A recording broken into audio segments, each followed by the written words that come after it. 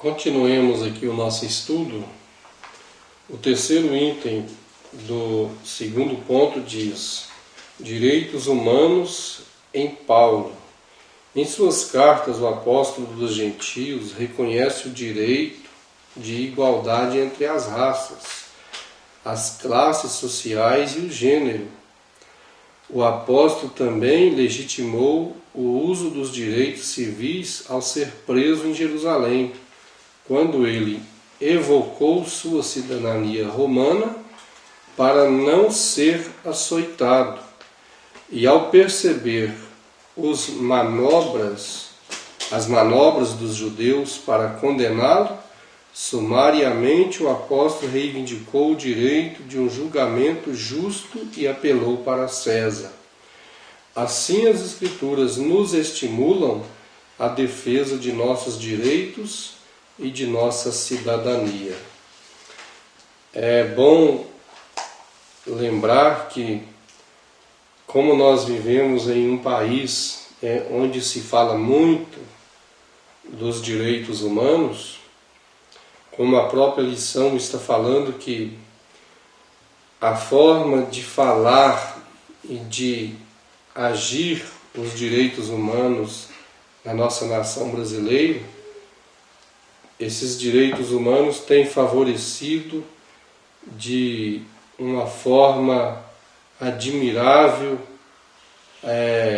os criminosos, bandidos dentro de penitenciárias, recebem salários para sustentar suas famílias, filhos, enquanto que os enfermos estão sendo hospitalizados com uma certa deficiência em tratamentos médicos, né? Nós vemos essa grande diferença, essa incoerência que acontece. Então, isso que é falado de direitos humanos no Brasil, na verdade não tem nada de humanos nesses direitos. O que a gente vê acontecendo é uma corrupção dentro da lei. A lei brasileira está corrompida. Então, assim também lá nos dias de Paulo. Paulo sabia muito bem dos seus direitos.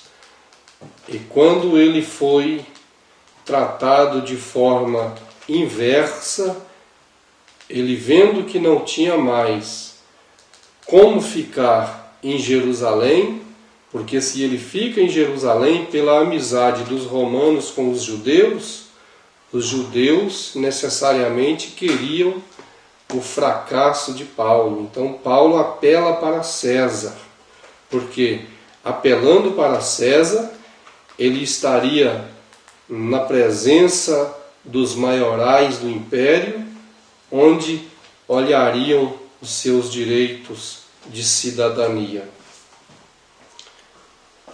Então, hoje nós sempre ouvimos dizer assim, sobre a liberdade religiosa, sobre pregar nas praças, e muitos cristãos já estão evitando de usar certos versículos, porque alguns versículos da palavra de Deus vai confrontar de maneira poderosa os consequentes que estão sendo dominados pelo pecado do homossexualismo, pelo pecado do espiritismo, né? Então o que acontece? Muitos versículos da palavra de Deus hoje já está sendo evitado de ser citado nas praças públicas. Por quê? Porque o povo de Deus não estão conhecendo o direito que tem. Existe um direito, um dizer, e isso faz parte dessa forma de direitos humanos, ou faz parte de um dos códigos de lei do Brasil, que diz que não pode haver censura. Então, se não pode haver censura contra o pecado, da mesma forma não podemos ser censurados de falar contra o pecado. É direito que a lei nos dá, né? Se não podemos censurar, se eles não querem ser censurados, isso é, se eu tenho que evitar de confrontar os pecadores pelas obras que eles praticam, da mesma forma, eles não podem me censurar se pela forma de eu não concordar e não conformar com seus pecados, também tenho o direito de não ficar calado. Então, por aí a gente vê que essas leis precisam de sofrer emendas, né? Porque são leis corruptas. São leis que quem colocou isso no papel como dogma de justiça não perceberam a influenciação do erro em que estavam entrando. Então nós já vamos ficar por aqui.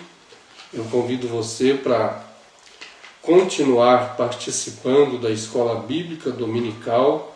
E você que participou desse vídeo, deixe seu joinha, porque isso nos ajuda muito.